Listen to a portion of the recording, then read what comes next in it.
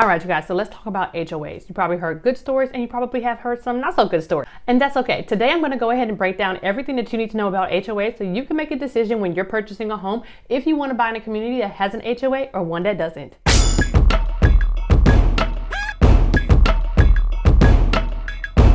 First things first. So what is an HOA? HOA stands for Homeowners Association. It is basically a nonprofit of the local community members, homeowners who live in the building, the neighborhood, etc. And they come together and they basically have a common goal: maintain the property value of their neighborhood, okay? Next thing is going to be, what's the purpose of an HOA, right? We've heard about them, but what exactly do they do?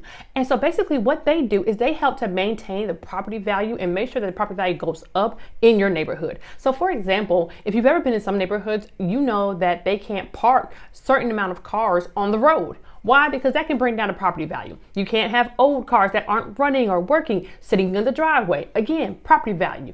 Lawns have to stay cut. Maintenance of the exterior of the home, the roof, the gutters, etc. Those things have to be maintained, and your HOA will, it is their job to make sure that everyone in the community is sticking to that. So if your grass gets a little too high, you might get a letter in the mail from the HOA. You might even get a fine from the HOA. So that's what they do. And they also upkeep like certain amendments. If you're in a swim tennis community, they make sure that the swimming pool stays good, the tennis courts stay clear, the playgrounds, everything.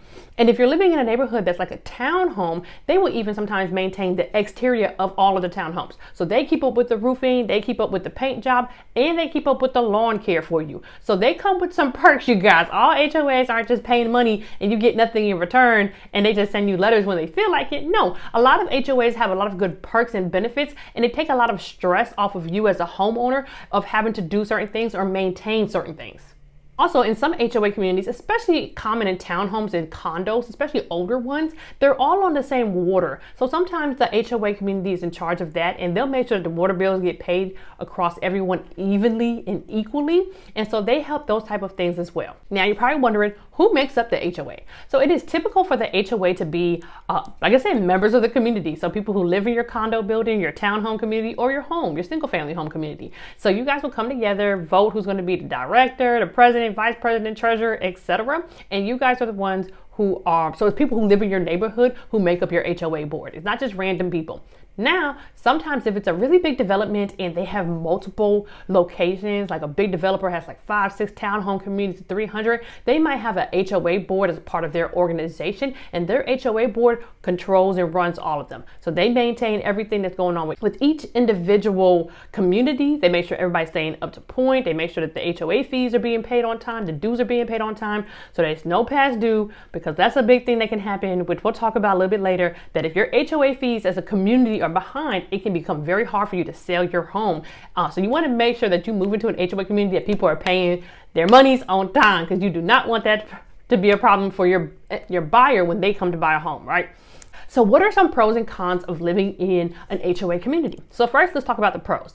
Like I said, if you live in a townhome or a condo community and even a housing community, they will keep up to maintain all of the swimming pools, the tennis courts, the playgrounds, roofing, paint, lawn maintenance for some of them. They make sure that your neighborhood continues to always look beautiful. So the landscaping coming into the entrance, if you're in a gated community, the gate, security, a lot of times is included. That's a big perk, you know, making sure there's somebody on guard to watch the neighborhood and keep the neighborhood safe. That's an amazing perk to have. All right. They also bring order to the neighborhood. So you don't have to worry about those unruly neighbors who might want to move in and they want to throw loud music and have trash all in their yard, and they don't want to mow their grass, and they got 3, 4 cars that aren't broken, and they, you know, somebody's uncle is going to fix up and get back together. HOA nips all that in the butt. They will find them, and eventually they will even foreclose on their home if they get too far behind on their assessments, which that's a whole nother conversation for another day. But they make sure that your neighborhood is aesthetically pleasing at all times, so that you and your neighbors do not bring down the property value, because their goal is to make sure that the property value continues to rise in your area, so that when it's time for you to resell your property, you make some money. So some cons to an HOA is that they might have really, really strict rules. I remember one time I went to go do a tour for a rental in an HOA community. And the man told me that for the people who have dogs, I swear y'all, this is God honest truth. For people who have dogs, they get their dog's DNA, and if they find poop on the ground, they will run the poop through the DNA system to find out that it was your dog that pooped and you didn't pick up, and they will find you. I was like, oh, that's kind of extreme. I'm like, what? It was a bit extreme. Long story short, my client did not move into that neighborhood. It was a beautiful neighborhood, but baby, ain't nobody about to deal with all that with the dog. But I mean, for somebody like me who has kids, I appreciate it, but I still felt like it was kind of extreme, right? And then there are other HOAs, they're not as strict. And of course, whenever you're going to go buy a property, you always get the HOA disclosure. Just want to add this little bit in. You're always going to get an HOA disclosure, and you can always request the HOA book, the handbook, to basically see all of the rules and regulations of that HOA to make sure that it's one that you want to move into. Okay, so that's one thing. Like I said, HOAs can be very strict. Like they cut no slacks depending on who the management company is. So if your grass get an inch too high, let her out. If you got a car sitting for too long, let her out. Your tags ain't updated, let her out. And that can kind of get frustrating as a homeowner, especially when life is happening to you. But I always recommend be very active in your HOA boards and their meetings. So that way, if life ever does happen, you can kind of let them know. And I'm like, hey man, I'm gonna get right now. Just give me a couple days. Like, don't just find me. You know what I'm saying? That ain't gonna help my situation. So that's something for you to think about. But that is one of the cons to having an HOA. They can be very strict sometimes.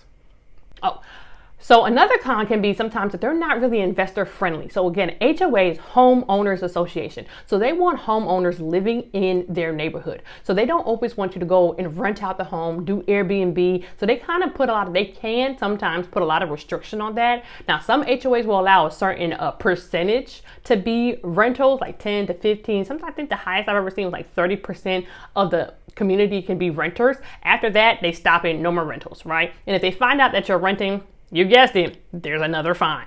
So that could be another con if you're having the play of like, oh, we're going to purchase a home, live here for a little bit, and then we're going to rent it out, buy our next home. You want to make sure that your HOA community doesn't have too many rental restrictions. And if they do, you just want to find out what the percentage is. So hopefully you can time it correctly. So that's something to think about for the future, right? Now, again, if you move into a neighborhood that doesn't have an HOA, you always run the risk of like the property and just not being maintained as well, because some people don't always care about their home. And of course, if there's no rental restriction, renters sometimes don't really care about a home if it's not there. So that's just food for thought for you to think about. Like I said, HOAs, good, bad, ugly. It's a little bit of everything. It's really up to you and your preference on what you want to do going forward when you're purchasing a home.